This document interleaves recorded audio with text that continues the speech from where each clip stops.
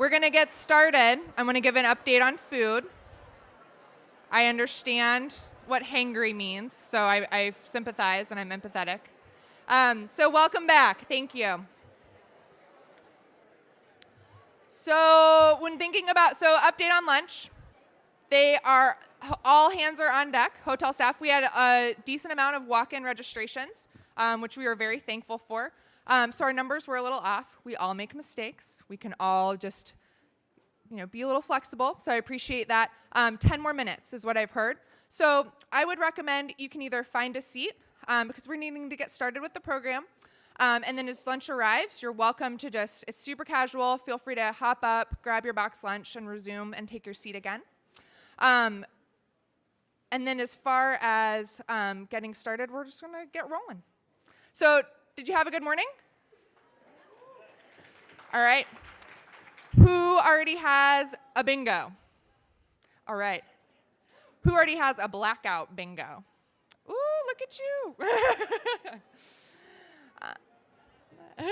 Yeah, it doesn't count if you don't post it. Make sure that you post it with the hashtag WomenBikeBingo.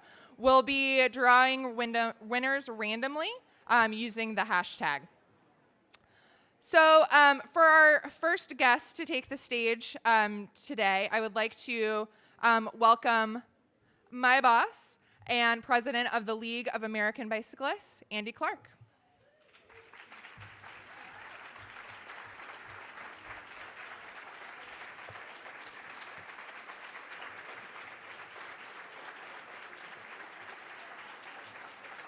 Ah, there you are. So thank you for that active applause. And thank you for giving me the chance to say a few words. I appreciate the honor of being part of the outstanding program that Liz and the league staff have put together. So Liz Jones, thank you for all of your awesome work and for picking this stuff up pretty damn quickly. Now my job here is to introduce Martha Roskowski, but I'm going to go off topic for just a second, because just for a second, Martha, don't worry, I'll get there. There's always a risk when you ask your boss to do this, right? But I want to introduce you briefly to our new board chair, Karen Jenkins from New Jersey.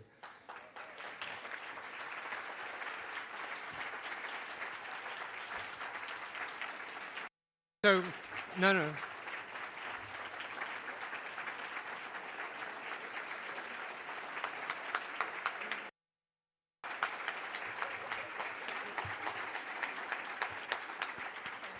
So Karen, my math, I think, is good enough to confirm that we now have a majority of board members that are women, and a majority of the executive committee are also women. So that's got to count for something. Thank you. So my real job is to introduce Martha Roskowski, who I think is the Renaissance woman of the bike movement. Where'd you go, Martha? Oh, you're right there. Come on. You've worked, by my count, you've worked in advocacy, you've worked in government, you're working for the industry, you've served at the federal, the state, the local level, you've done advocacy, you've done planning, you've done it all, and always with enormous efficiency, enormous passion, enormous drive. You've been with the Platinum City of Boulder and are currently the Director, Vice President of Innovation, Local Innovation, the Vice President of Local Innovation for People for Bikes. Martha Roskowski, what a pleasure to have you here.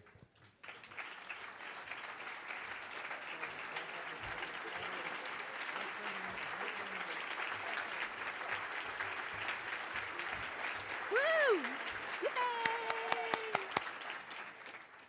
Nice. What Andy also failed to say is that I was on the League Board of Directors for 9 years, and it was lovely. I just have to say, I'm way impressed by this gathering and everybody here, and nice work, League. Okay, so I have 10 minutes. I don't have a timer, so let me know if I run long, okay? Let's see, hold on.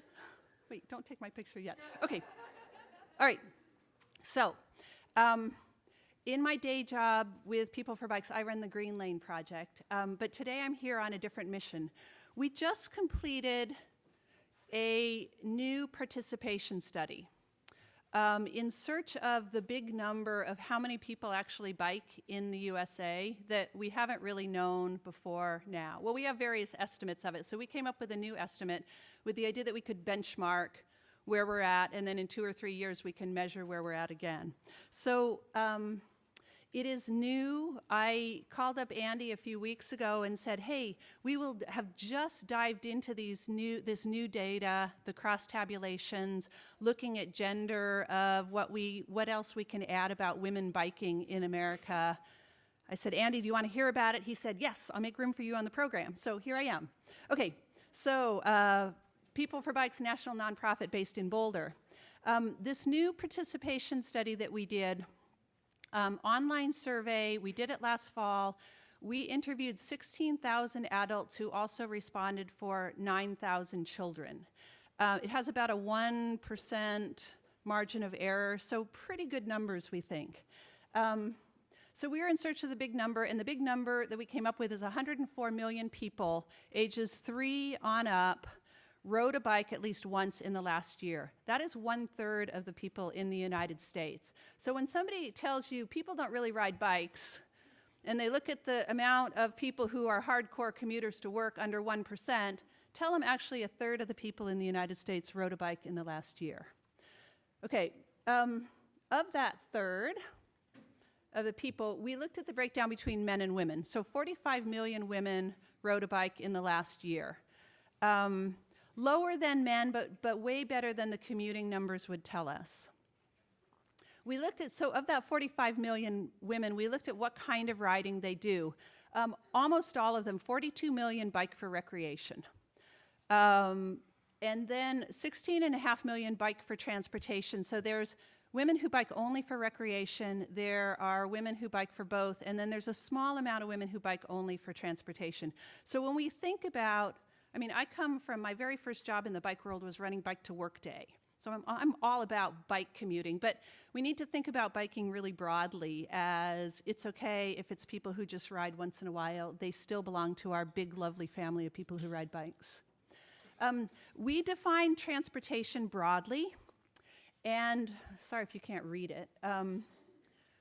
The work and school is the first bar, so half of those women who bike for transportation bike to work sometimes. The biggest bar there is actually social, recreational, and leisure activities. So that is visiting friends, that's going to the farmer's market, that's doing casual things, that's everyday biking rather than hardcore biking to work, even within what we consider transportation.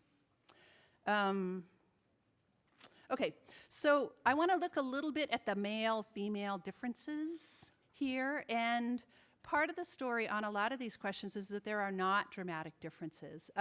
We asked, have you ever ridden a bike? And I would say it's encouraging that all but 12-13% of our population has ridden a bike at some point in their life. So it's a barrier, but not perhaps as big a barrier as we might have been worried about. We asked a couple of aspirational questions. Would you like to bike more often? And again, men and women, more than half of them said, yes, I really would like to bike more often. They also think that bicycling is a convenient way to get around. We asked, since I'm the queen of infrastructure, protected bike lanes, we said, would you ride more with protected bike lanes? And women absolutely said yes, but so did men. That we're all kind of scared out there riding on our roads, on our system. Okay, this is one of the places where it starts to diverge a little bit. So we asked, how often do you ride? And the blue lines are women, the red lines are men, and women tend to be, they are more likely to be occasional riders. So the ones on the far side are riding like twice a month or less. So when you get over on the hardcore end, women are a little bit less likely to be really very frequent riders. So this one is, we could divide it out by age. Okay, so the red line is men riding by age. So this is all last fall. So it's not over time, but this is our age profile today. Kids, girls and boys 3 to 9 are riding at the same amount. So sorry that line got lost, the numbers got lost. That's 60% up at the top. So at that point in time, this fall, little girls and little boys are riding the very same amount, but then it starts to diverge. We have a little bit of a coming together at 18 to 24. That's college, that's age of independence. But then it continues to diverge further. So I don't have the answers here, but it's something to think about as we talk, as we wrestle with how we make biking more attractive, more available to women.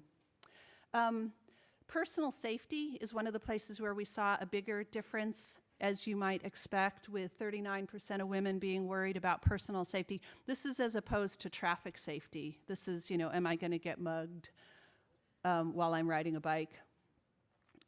This is the sad slide. I feel safer riding now than I did 5 years ago. Only 21% of men said yes, only 15% of women said yes. So although we are making amazing progress on infrastructure, on programs, on the human component of biking, we still have a lot of work to do. Okay, so another thing about barriers, no working adult bicycles in the household. 45% of men don't have access to an operational bike, is what we actually asked. 51% of women do not. So we didn't ask, do you have a bike in the basement that you think is broken because it has flat tires, and if only somebody could fix your flat tires, you'd have an operational bike. But this is actionable. Okay, and this is my final slide from the survey. As I said, we interviewed 16,000 adults, and they spoke for 9,000 children. So we could divide out people with children last fall between 3 and 17 versus people without children. And this was really interesting because having children in your house is an absolute predictor of riding bikes more. Rather than, when you have kids, it's like your life is ruined and you no longer ride a bike. Maybe the reverse is true, and we should be focusing more on family biking. All right, I think my 10 minutes is up.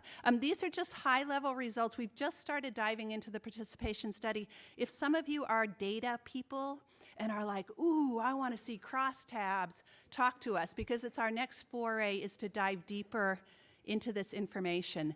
The top-level results of this are on our website there. I invite you to check it out. We will be putting out more fact sheets and more information as the days go by. And thank you.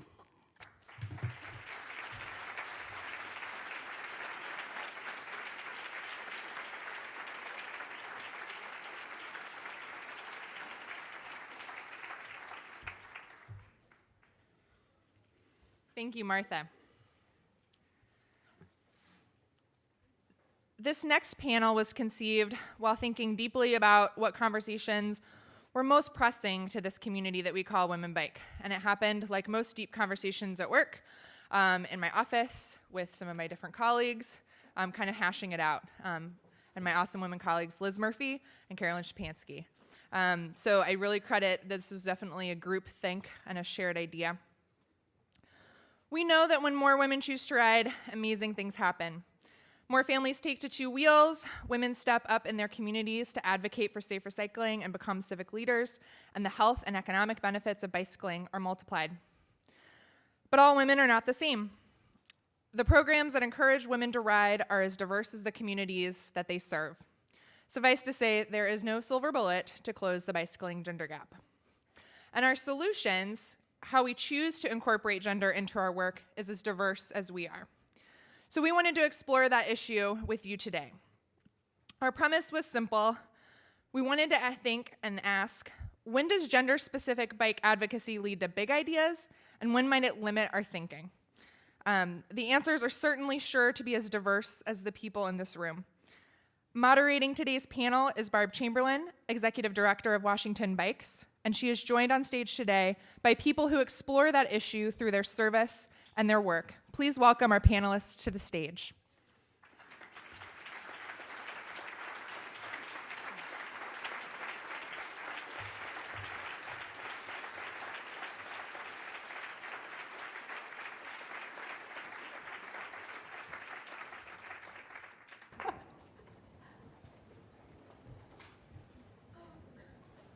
Yes, it is. Okay, first experiment succeeds. And there's no feedback. That was the real experiment.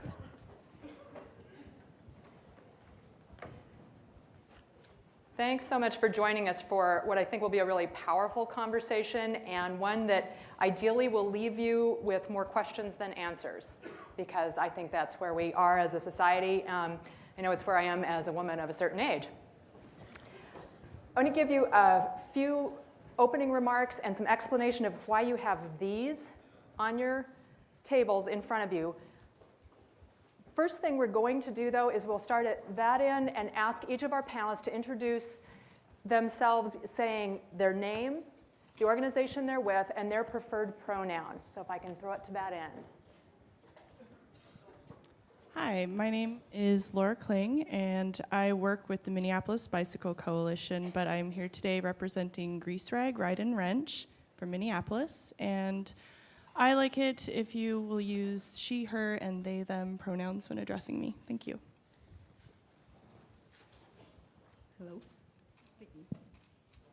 Oh, it's on. Hello there. Hello, everybody. My name is Rio Contreras. I'm with LA Rooted, which is a youth education component very targeted for queer, trans, women of color, and also MCM. And I use they, them, and their as my pronouns. Hello. Hi, my name is Marian Aguirre. I'm coming from Los Angeles, the West Coast. I'm here representing Ovarian Psycho's Bicycle Brigade, an all women of color bicycle collective in Boyle Heights. I'm also the newest member to MCM, Multicultural Communities for Mobility, and I'm also part of the Los Angeles Bicycle Advisory Committee. Okay, this is on. Good afternoon. My name is Odessa Phillip. I am the president of Aceto Consulting LLC, which is a public outreach engineering consulting firm. I prefer the pronoun she when referring to me, and I'm here actually representing WTS DC, which is Women's Transportation Seminar. Great. With that, I'll give you just a couple of minutes of my own reflection that some of the most powerful spaces I've been in my entire life were defined as women's spaces. I first ended up running for office because I went to a women's conference and women encouraged me to run and worked for my election. I beat another woman in that process, actually, which was kind of funny. Ours was the race with the women in it. I got to go to the 1992 Democratic National Convention and attend the Women's Caucus. They then dubbed 1992 the Year of the Woman, which made some of us say, oh, one? We get one? Really? And it was because we elected a record number of women to the US Senate. I am from Washington State, and let's see, Washington, New Hampshire, and California. Raise your hands. You are from the states that have 2 women in the United States Senate. So I think we should applaud that. So in the political realm, you can see we have a little ways to go. In the bike world, I've had some wonderful experiences around things that, again, I defined as women's issues or opportunities. I compiled a list of women's bike blogs. I started a group with a friend of mine in Spokane that was for women. Last Thursday, the Seattle women can raise your hands if you were on the Pronto ride. Pronto was our bike share in Seattle, and there's some of them. I knew you were here. They told us at the beginning of that ride, they had started marketing March as Women Who Ride Month, and that's a hashtag you can look for. And their typical new membership applications before that promotion ran about 1 to 6 women to men. After they started that promotion and it ran for about a week, that switched to be 10 and 11 women. So labeling it as women are riding, you will be with other women who ride, boosted their membership applications. Little marketing strategy for the bike share folks in the room right there. And all along, I never stopped to question what it meant when I said woman. I grew up a certain time and place, and I just knew what that was, and I knew what I was.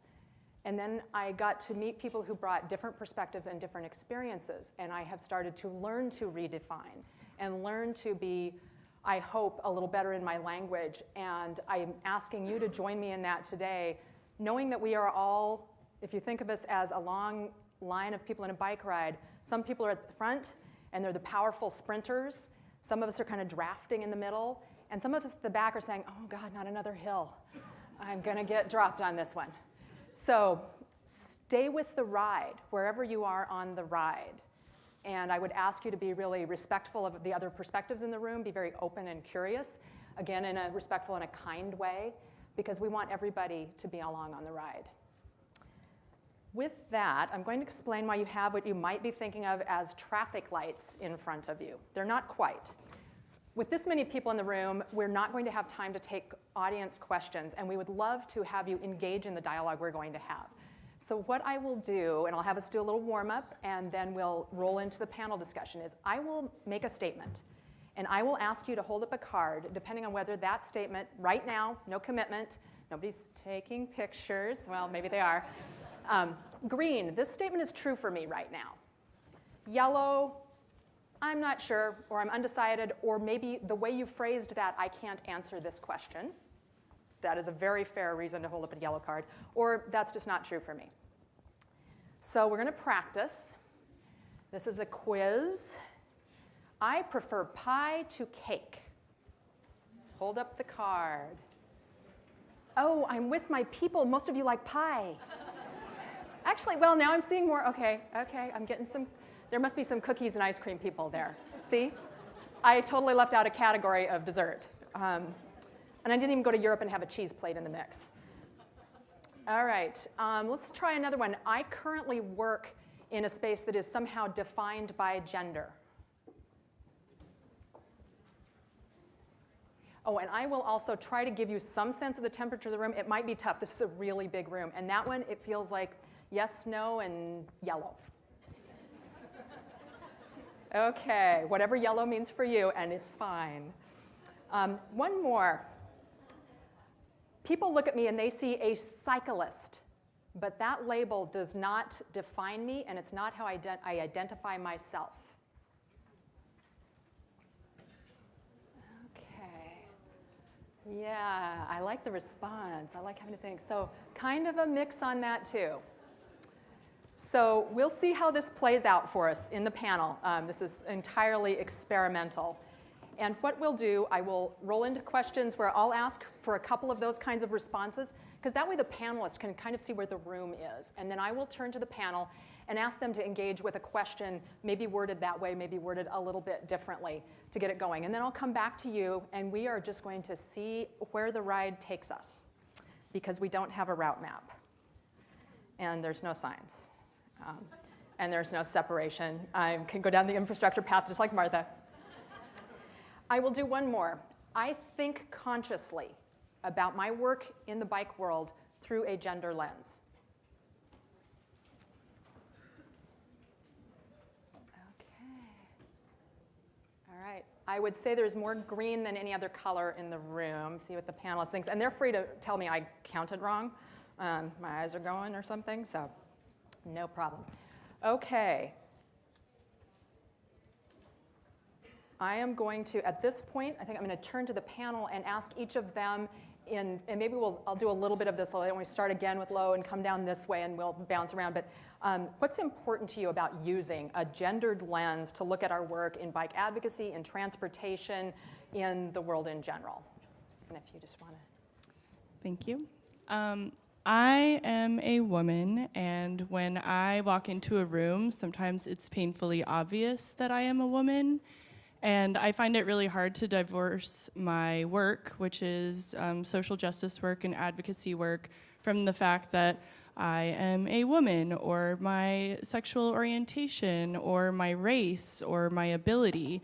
So everything that I do, I need to apply that gender lens. And part of, there are many tactics around this, and I'd be happy to talk to anyone if you'd like to after this panel. But what we just did by introducing ourselves and letting you know what gender pronouns we prefer, and if we were in a circle, I would be listening to the gender pronouns that you would prefer and respecting those, is a really great way to show solidarity with people that might not identify as what you would assume. So misgendering is very disrespectful, and it can be very exclusive.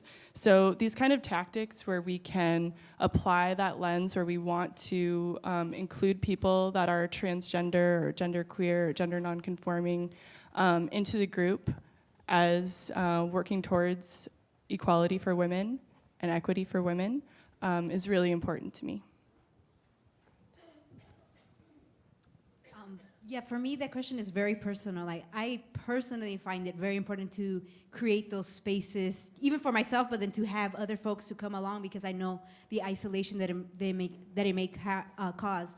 I identify as queer trans, and so that to me means that I'm often isolated in various spaces, and so I'm actively engaging around those spaces and making sure that that's at the forefront because I know that how just marginalized and how isolating it feels, and to create those spaces is one of the most powerful things that I can do for myself, but just really as the community as a whole, and not just the folks who are invited into that, very specific space, but even just to our community as a whole, right? Because we're cultivating and we're healing folks, and so that's why those spaces are important to me.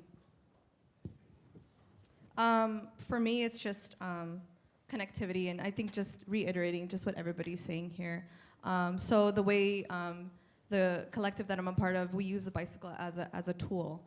And so using that as a tool and a way to connect folks in a much different level, a deeper level. It's, yes, we ride our bikes, but just also connecting folks in a much deeper way. And just reiterating just what Rio was saying of just that whole coming into a room and seeing if you fit in, if you don't.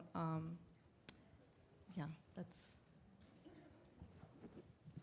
In transportation, especially in engineering school, you find yourself automatically put to the test a lot of the time. So for me, my perspective has always been as an African American and as a woman, and sometimes people ask, which one do you use first? Or which one do you think of first? Kind of hard. When I look in a mirror, I see both. Every time, it never changes. So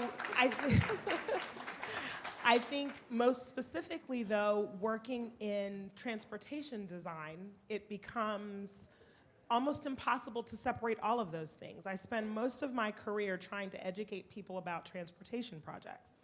And I find myself in spaces where I need to have that conversation in largely African American communities, in largely Caucasian communities, in mixed communities. And in order to do that appropriately, I have to be able to switch my face. So sometimes it's gonna be important for me to be a Black woman, and sometimes it's gonna be important for me to be a woman, and sometimes it's important for me to be an engineer. And being able to do all of those things, I don't look through one lens. I'm looking through many lenses every single day, but I have to make sure I consider all of them so that we can make better designs. Great, thank you. I think we go there right away. Thank you all. I forgot one more piece, which is we were given wonderful, comfy, stuffed chairs. If at any point anybody feels like I talk better on my feet, I'm a hand waver myself, feel free to stand, wave your hands. You'll bear with us as we shuffle around a little. And if you all want to stand up the whole time, that's good too. Kind of running down this road a little bit more, did you have assumptions, or what assumptions do you have about work or places that are focused around gender that you came into the work, you thought it was going to be a certain way, and then those assumptions were challenged by the work itself? I hope that was reasonably clear. Like you thought you knew what it meant to be X, or to define the space as whatever it was. Well, I'll just say on the assumptions that other folks think. A lot of folks demoralize or don't think that it's important to have specific spaces, to have these safe spaces, brave spaces, women's spaces, or spaces with women, gender nonconforming, queer, and trans folks.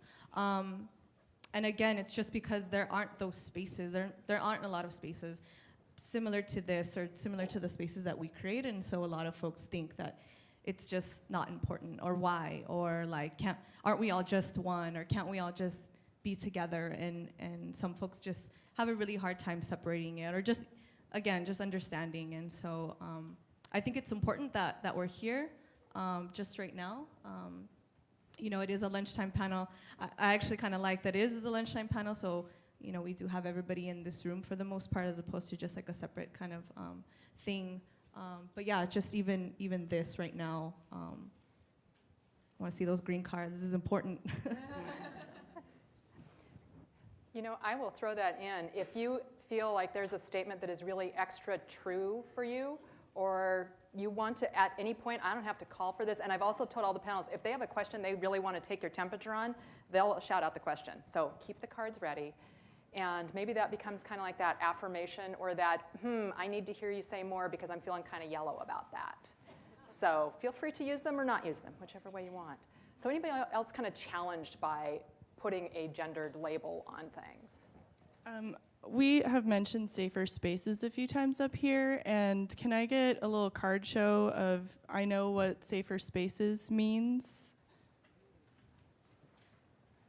Okay, it looks like a lot of people know what safer spaces are. Grease Rag defines a safer space as a space that is safe, inclusive, and welcoming for everybody, regardless of gender, race, ability, orientation, etc. And Grease Rag does not guarantee safety. It's up to all of us to make the space safer. And I think when I first started to get this idea of like, I'm gonna start a girl bike gang. Like, I like riding bikes, and I ride bikes with men a lot, and that's cool, but every time I see like these like rad women on bikes, I like want to be their friend, but I'm kind of awkward, so I don't know how to be like, hey, I think your bike is cool, which that works, by the way. So when I was like, oh, I want to start like a women bike gang, this is going to be awesome. And then I have a lot of friends living in Minneapolis who are gender nonconforming and trans, and they would ask me kind of sheepishly like, hey, you guys are cool, like I want to join your group. And that was when I first realized that my definition of woman was me. Like, I look in the mirror and I see a woman, and that's what a woman is to me. But when I started listening to people that want to identify as women, I realized that I need to include them. And I can't just say, oh yeah, it's for women, but you can come. That's not enough. You have to be very intentional about your inclusion, because we all know that as women in industries that are male-dominated, if people say like, oh, everyone's welcome, do you feel as welcome as if someone says, this is a women's event, or like women's voices are prioritized? So I would just like to say that my universe of like what women are is just like, it's expanding. It's expanding all the time. So that actually made me think of a lot of things, but specifically two. I am admittedly not an avid bicyclist, but I'm a runner. And I'm running a half marathon this week. Everyone pray for me. Great. But, and I'm a stander. We did talk about this yesterday. So, really quickly, I run with a group called Black Girls Run. And had the thought this weekend that there are two girls that are really my friends that live right up the street, and we were running past their house, but they're not black. And they keep saying to me, I want to run with you. And I've often thought to myself, well, I want them to come, but what would that do to the other women in this group if I decided to invite two Caucasian women to come running with us on a regular basis? So that definition, sometimes we are so exclusive. And what you just said about inviting space or people into that safe space. And the second is I play flag football. It's an insane thing. I've been doing it for years. And I play on an all-women's team. And that all-women's team has, it's probably, we've taken the temperature of it for years. It's about half straight, half lesbian. and we check every now and then, okay, are we more lesbian or are we more straight? But the reality is it's more important that we're all football players. So when I do think about work and I think about my life, I've accepted so many different things that to me, the norm is not to be normal. And I think a lot of us need to be able to make that kind of justification when we do a lot of things, especially in our professional careers. Yeah, and for myself, it's interesting when that you asked about that, because I often, well, more recently I've been working, my intersectionality is just very focused around queer, trans, youth, and people of color, and also women of color. That's kind of where I'm really, so I'm even more niched in. And so, and part of my fears I often when I do these very specific lenses is, am I gonna get enough people? You know, where am I gonna find these? But there was the thing that we did with ovarian cycles where we teamed up and we decided to do a women trans femme for people of color night. And so for mechanics, by the way. So I'm thinking, geez, how are we, we hardly find any like female or women or, folks doing mechanics. How are we gonna get folks here? But, it ended up being that the last 3 ones that we've done, it's been well over 12 where it's like, oh man, we don't even have enough bike stands anymore.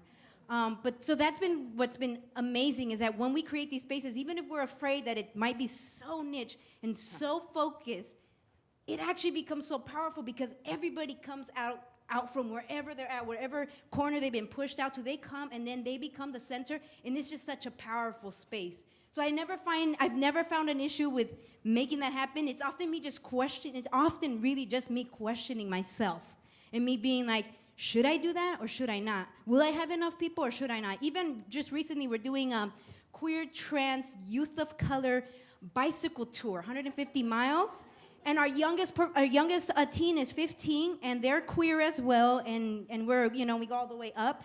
But at first we were like, oh, let's just open it to all, people of color or y'all youth of color since we're not sure who's gonna show up. And at some point, we just noticed that we only had women, trans, queer folks sign up, and then we said, you know what, let's just close it off. Let's keep it exclusive. And it's become one of the most powerful moves I think we could make. And again, just being really narrowed in and really, really actually valuing and emphasizing that intersectionality is one of the most powerful things anyone can do, really. Fascinating. Yeah, green card. I see Laura wanting to add something, and I've got a couple of thoughts I want to come back to. Really quick, I would like to add, I think one of the very important unsung heroes of our work are, some people say allies. I don't like to use that term because I think it's kind of a complacent identity, but accomplices. Somebody who's gonna like scheme with us, someone who's gonna like help us get the tools that we need to like make our own movement and to do like make our own wins and like celebrate for ourselves, make these safer spaces.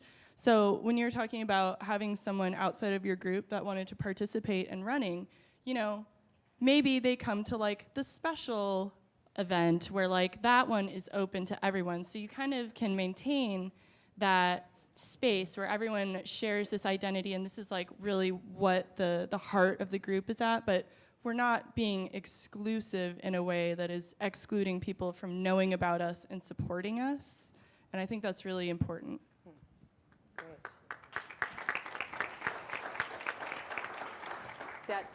I wanted to come back to the wall image because what I was hearing you say, Rio, is that the wall serves a purpose because if you don't put the wall up, you don't know there's actually that space inside it.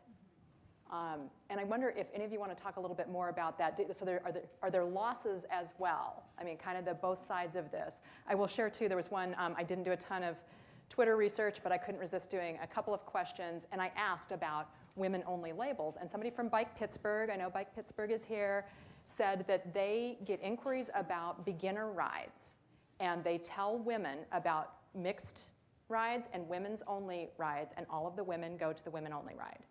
So clearly that's a safe space for them as beginning riders.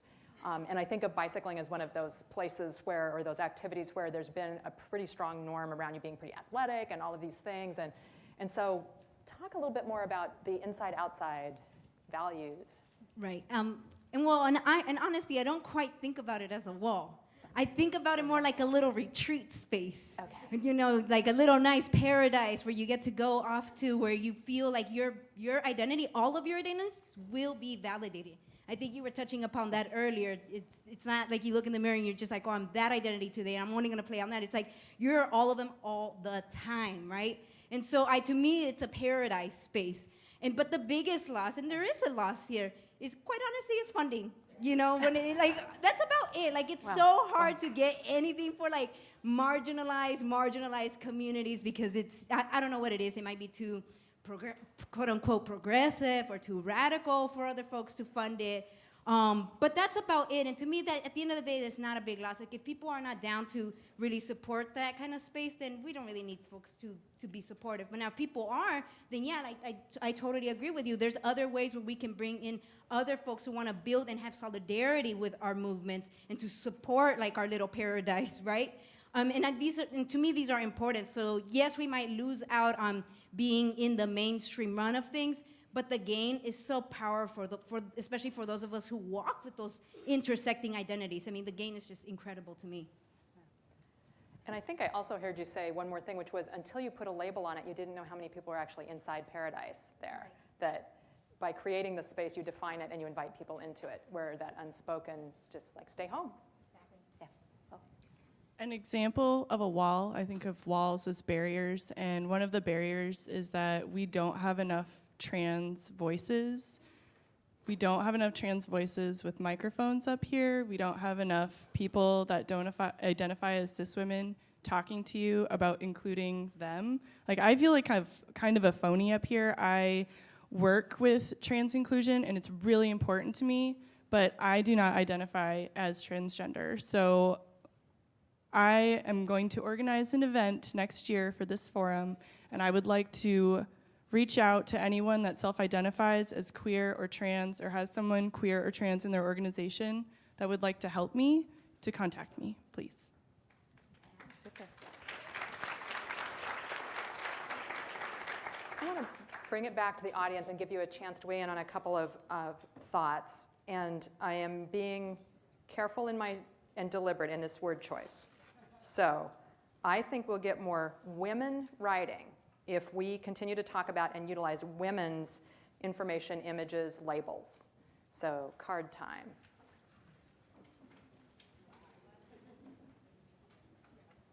So it feels like almost the entire room says, yes, the label as women brings women. Now let me say the same thing and ask you, I think we'll get more people writing if we use language that, I'm making this up as I go along, if we use language that explicitly labels the entire range of gender identity. I think we will get more people writing if we use language that includes that range of gender identity. I guess I'm asking, is there a missing market if I were being marketing oriented? And general agreement and questions about that. Having just heard from Martha that 1 in 3 people in the US ride a bike, I feel like there's a huge untapped market for all of us, no matter what. So seems like it should get us somewhere. Okay, let me try it a different way. And I'm deliberately turning things inside out occasionally. I think using women-focused information alienates some people or leaves people out or somehow costs us support.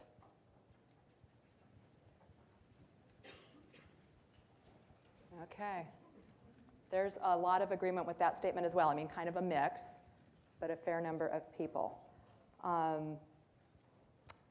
Okay, I'm going to keep going. I think using information that labels an entire range of identity, gender identity, will alienate some people. And I am asking you to be really brave answering these questions. I think that for my organization or where I am, if I use those labels, I risk alienating some people. And we've got a fair amount of agreement with that as well. So I didn't know if I was going to ask that question that way, actually. I will tell you. I talked to the panelists beforehand about that bike metaphor that some people are farther along, some cities are farther along. I won't ask for a sort of a geography thing, but you might see some interesting patterns if we were to map this. So we are asking all of you to just think about this. We're not saying to everybody, you need to get to a certain point by the end of this conversation. Coming back to the panel, would you reflect on that a little bit more about the trade-offs and the defining and bringing in and bringing out? And I know we've kind of talked about it already, but do we keep putting labels on it, or do we just say our expectation is that we're all there? And that you make sure that we're all there. You don't have to label it a women's forum, or an anything forum. You're just going to be inclusive, and that's what we want now. We're done with labels. That is a beautiful pipe dream.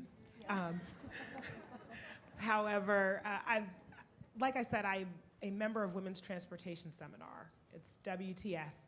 And I have had several different roles in that organization. I now am treasurer, which is a whole nother story, of our Baltimore chapter. And as the treasurer of our chapter, I get to see how we are funded, right? So we ask for corporate sponsorship and we respond. So based on the corporate sponsors, then we do some other things. Well, when we have women working in the marketing department or in the accounting department, we are far more successful with WTS getting funding. And I'm also a member of other engineering organizations, and I'm often amazed at how much more money some of those other organizations are able to raise. And we have and encourage men to be not only board members, but to be active members of our chapter. And there are some. I think it's probably similar to this experience with biking and attending this particular forum. But what you do find is that as soon as you put a label of any sort, so if it's an African American label, if it's a transgender label, you do start to pull people away from what your entire mission is. And sometimes we try to find ways to bring everybody back, but it's very difficult to do. So I think it would be lovely if I could say we're now the transportation seminar and get the exact same turnout that we do. But I think we would lose a lot of women. A lot of women come to WTS events because that's where they feel safe. And I think we would lose those women or lose some of those women in order to gain a few men. And in engineering society, that's not worth the trade-off, I don't think. I'm sorry to all the men in the room, but it's not worth the trade-off to us, I don't think. Yeah, okay. Anybody else want to take a crack at that? I have an answer for that. I guess my question would be, how's that working out? Not having a women's forum. What was that like? What did that look like? I don't think that as an industry, cycling is trying to break away from the middle-aged male in Lycra because it doesn't exist. That's what the room looks like if there isn't that separate space for women to be able to, it's not like a practice space where we like practice and get confident and then we can like move into the male world. It's because we need to strategize. We have to build our power together so that we come in with like a united front, so that we come in with power. Because when you walk into a room where you don't look like anyone, you're invisible. You just get lost in the din. You might have the best idea, you might have the most passion and time to give, but alone, you're a little speck.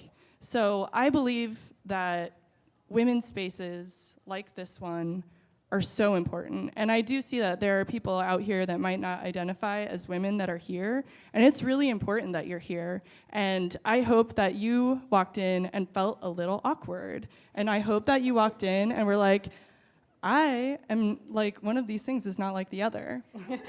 And so you know how it feels for us to walk into basically every room.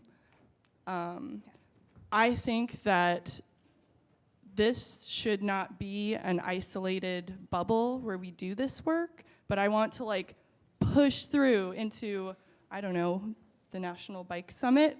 I'd like to push these ideas through and push this energy and like push what we're organizing here into that space. And I am here to promote my agenda. Tina, are you here? Are you in here? Hey, Tina. Tina's from Grease Rag. We came together. Tina and I are working really hard to get this forum to be more trans inclusive and more inclusive of all women. And so that's me organizing and bringing it here. And I want us to organize here and push it further. Great. Marianne, you haven't said much. Do you think we're ready for pipe dream time, or we keep being really deliberate?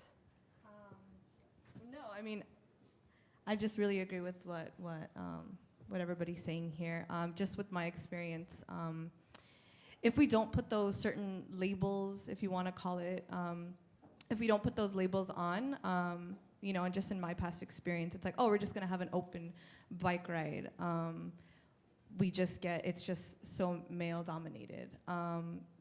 the ovarian cycles, not everybody knows this, but in the very beginning, before we were even called the ovarian cycles, we would do bike rides, and they were hosted by women, and they were just so male dominated, but that wasn't our intention to have it to be male dominated. And so not until we started to be like, you know what, we're gonna be a women only space. And since that, we've actually progressed. And it's okay if like right now it's just, oh, it's women only, and then through time, that's when you start building that consciousness of like, okay, there's other identities that we need to include, because that's honestly where we came from too. It was you know, at first it was just women only, and then after we're like, whoa, wait, there's other folks that are just that are more marginalized, not just women of color. So again, like gender, non-conforming, queer, trans folks too. But yeah, not until we started putting those certain words and being very intentional with the words that we're using is not until we started to see more progression, more power, and power in numbers. So. And I would just like to add that I don't think we're anywhere near not being able to have these very exclusive spaces for people. And really, that the only time where I feel like that will actually be feasible and when there's actual true equity in our society. Until we see true equity where people are getting the same pay, where people are having healthy living conditions, there's impossible to actually have us all be thrown into a bubble and expect that our voices will be equitably heard. So these spaces are absolutely necessary, and these spaces will help keep propelling equity forward, right?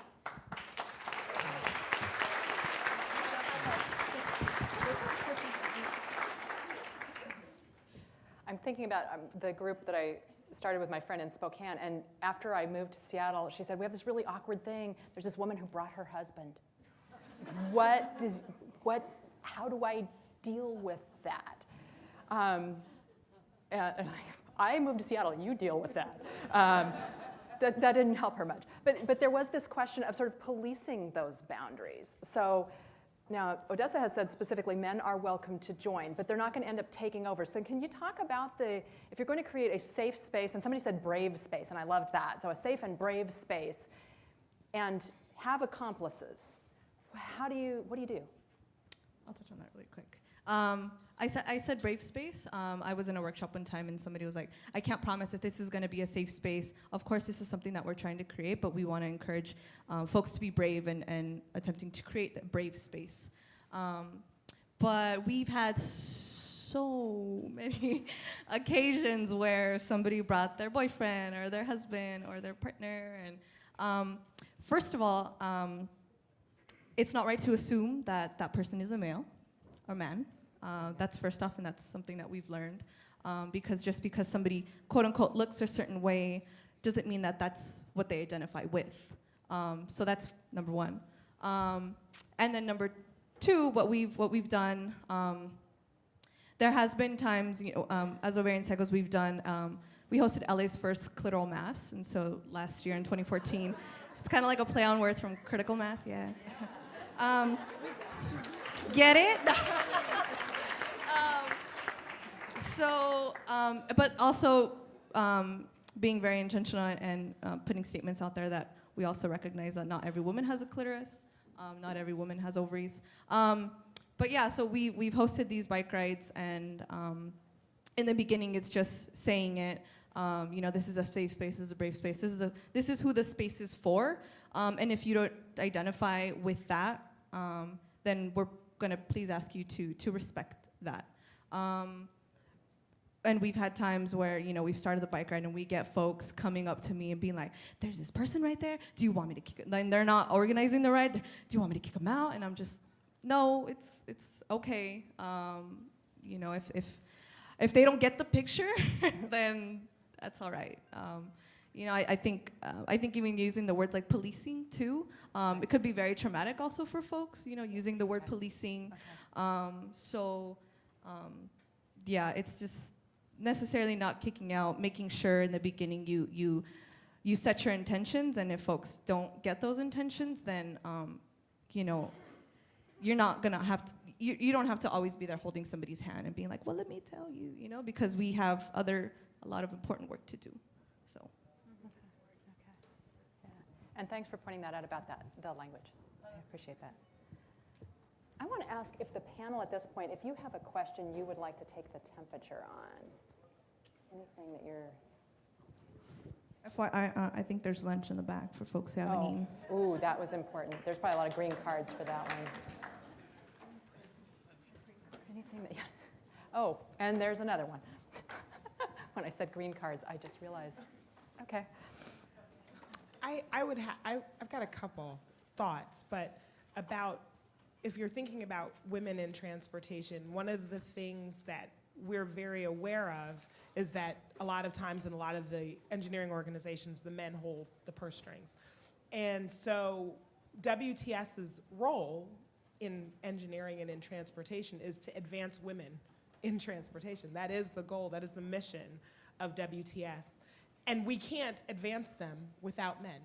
And we can't advance them without all sorts of people who use transportation. Everyone does in some way, shape, or form. So for us, we have this title with this term that says women. But what we try to do, we actually have sessions or we have periods of time when if you join and you're a man, we'll give you a discount, right? So we give you 50% off if you become a member of WTS and you're a man. And we then get to our events and we're trying to encourage all these men to become active members because the only way that women advance in this profession is with the help of both other women and with men because they're the ones who actually run the firms unless you decide to start your own, right? So those are the types of things that we have to be very cognizant of. If we decide that we are going to exclude men in a male-dominated industry, we will cease to exist, unfortunately, but that's our reality. We will no longer exist if we exclude men, but we can educate the heck out of all those men, right? One of my side jobs that I was telling Barb yesterday, I've got a million, is that I'm a professor. And when I teach, I'm teaching in an engineering school where once again, I'm still looking in a classroom no different than 20-odd, I'm not gonna say how many, years ago when I was an undergraduate student there and there was only one women's bathroom on the 3rd floor and there were no elevators to take you there. So now there's a women's bathroom on every floor, thank God, right? But I'm still teaching a classroom full of men, and I find myself forced at times to tell the women, can you please sit in the front of the classroom? Or can you make sure to ask questions so that we are able to understand? And very interestingly, the women actually understand the material as well as, if not better than some of their male counterparts. Nobody can really tell me what the data is as to why that is. But if we think about it, we can't exclude any of it, but if I make sure to educate the young men and the young women in my classroom about the realities of what the work world will look like, then I've done a little bit of doing my part. And so I find that to be important. And that's, we educate both in the classroom and we educate in WTS in our events by making sure that we engage men and help to educate them. Yeah. I think even like just in the beginning, just by saying like, you know, I just want to set those intentions of having the women to come and come to the front, you know, or make sure to ask questions. Like you're already setting those intentions and already there, you're creating somewhat of a safe space to be like, okay, my voice is valid and it's heard. So yeah, that's, just wanted to say that. And just to add a little bit, like, I'm actually pretty protective about the space. Like when I say like this is gonna be a queer, trans, women of color only space, I'm pretty protective about it. Especially as a facilitator, I feel like that is my role to be because people come into that space expecting that. But it doesn't mean I need to be mean about it or anything or unkind about it. But what it means is that we're actively naming the space and holding the space and actively centering the voices of folks that we said that it was serving. And sometimes it will require, you know, politely asking folks, hey, if this is a space for folks who identify da-da-da-da-da, and if you don't identify, we're asking you to politely step outside. And I've done that many times, and it could be uncomfortable, but it also could be really powerful for those folks out there to think, oh, wait, we can think about ways to become allies and better support to these groups because there's a reason why they're asking us for us to do that. And so I think that's part of the duty, too, is like, folks who are in solidarity, like how can we link up better so that when we do have to create these, what I call protected spaces, our paradise. How do we get other folks to really help us create and cultivate that? And I've had plenty of other folks who'd be like, I'll be the person that tells them, and they're the people who we would ask, who would be people in solidarity and maybe don't identify with like being queer, trans, women of color. And I think that's also really important, is to start to link up with that and really figure out ways to, to support the folks who really need that space. I might ask you to work with us a little bit more on how, if somebody wants to be, whether they say ally or accomplice, how they open that conversation or invite that. They just walk up and say, so what are you? I mean, that feels like kind of a rude question to me, so it's not where I would start, but how would they know? How would they ask politely? How would they make themselves open? Hello. No, that's a good. No, I think that's a great question. I think part of it is for folks like ourselves who are creating these very exclusive spaces, is making sure that as we're setting things up, we have something already delineated. If you don't identify as this, but you want to support us, here's the ways how. I think that's one way to do it. I also think, I don't know who was saying, creating events that were, creating also events that are inclusive. Even though I'm doing these, queer, trans, women of color spaces exclusive, there's still other events that we do where it's open to everybody so that they can learn more about what we're doing. So I think just folks learning about what's our intention, why we're doing this, I think is really helpful. But as far as folks reaching out, I think it's just literally just sending a very kind email, just saying, hey, I think what you're doing is great, and I really want to support your work. And I think the key is support here, because I think that what often scares people is the difference between support and then I want to lead your project, right? So, as long as people are very explicit about, I want to support you and make sure that your space is, continues to thrive, what can I do? I think really just literally asking is the best thing to do, because then that group, that collective, whatever it is, they can decide, oh, okay, this person wants to help. What things do we need that really anybody can throw in? That's what I would say. And then just, reiterating that, and solidarity and support is a verb, it's an action, it's something that you have to physically do. So something, just to give an example, like at Clitoral Mass, we actually have two of our male allies here from MCM, Eric and Miguel. So during the bike ride, it was literally an all-day bike ride. We have different pit stops. And it was about a 32, 35-mile bike ride all throughout Los Angeles. And so at these different pit stops, we, of course, wanted to stop, give lunch, give water out. And so we had those tasks for our male allies to do. I was going to say our other. But we had those tasks for our male allies to do, is just give out water, give out food, toilet paper. We had granola bars and stuff like that, So there's things for folks who don't identify as what you're trying to create can do.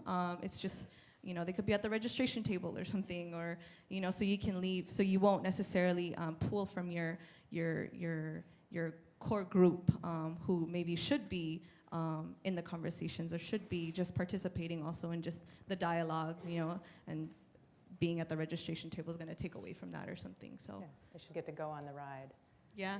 And I know, looking at time, that we need to wrap up. So I want to do, I'll give you a minute to think about your one or two sentences. Where do we go from here? And I heard a little bit from Lo already and others, but just like, what would your thing be that you want people to walk out of here with? And then I've got 3 questions I'm going to run through really quickly with the audience, and then we'll call it a wrap. So where do we go from here in a couple of sentences in thinking about advocacy and a gender lens, and how that opens possibilities, changes possibilities, maybe in some sense kind of constrains them at times, but is that just something we're growing through? Where do we go from here? Well, we're going to be across the room right now. So you all can go to the presentation that Multicultural Communities for Mobility is going to do right now. We're going to be talking about the Promotores project that we did last year in 2014. We have a really awesome video too. And myself and Rio are going to be talking about LA Rooted and the Ovarian Cycles just a little bit. But I think where we can go from here, for me, it's understanding that bicycle advocacy and women's liberation is not two separate things. I think, when talking about bicycle advocacy, when talking about accessibility, when talking about change and creating change and envisioning that and setting intentions, it's so interconnected with just our own liberation. as people of color, as women, and gender nonconforming queer trans folks. So I think not looking at just bicycle advocacy as just this, but it's a sphere, as somebody was saying earlier in the beginning conversation. Any other thoughts on where we go? Where do we go from here? Again, I like Bikes Plus. I think we all understand how Bikes Plus is kind of like the next evolution of what we're doing. And I would like Women's Plus to be the next step. I would like for us to be more inclusive in that realm. I would like my friend Tina to be on stage up here with me. And another thing I would say is education. If we used any words up here that you aren't familiar with, cisgender, transgender, inclusive, safer spaces, you can come talk to any one of us, or you have the Google machine on your phone, I'm sure. Like, educate yourselves. It will expand your universe. I was actually about to say seek information, because I think that is probably as an educator, as a lifelong learner, that is the highest profile thing to me all of the time. I'm always learning, I'm always seeking more information, and I ask questions a lot. I ask a lot of questions, and I think if more people would ask questions, then we'd all be that much further along. So always look for ways to find new information, but also be a person who's interested in the world that you're living in, because a lot of times we become complacent.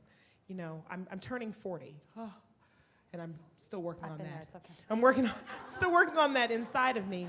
But as I'm starting to look at the world from no longer the early 30s or early 20s, but now starting to look at it from the other side and approaching what people will say is middle age, but I still don't know if I agree. I'm starting to realize how I'm continuing to seek. And I'm seeking new things all of the time. And so even being on a panel that's different than what most of the engineering panels I'm ever sitting on look like or feel like is an opportunity for me to become a little bit further along. And that in the space of engineering, in the space of making a design, for us as in engineering school, we're told, you know, bikes don't belong on the road with cars at all. It is an unsafe situation. And now I am able to take some of what I'm learning to the classroom and say, look at what you're designing and make sure what you're designing considers, I was talking to you yesterday about complete streets. It considers making a roadway safe for people from 8 to 88. And for me, that is now my mission. I'm working on complete streets in Baltimore, but I want to make the roads safe for everyone who wants to use them. So that's for me.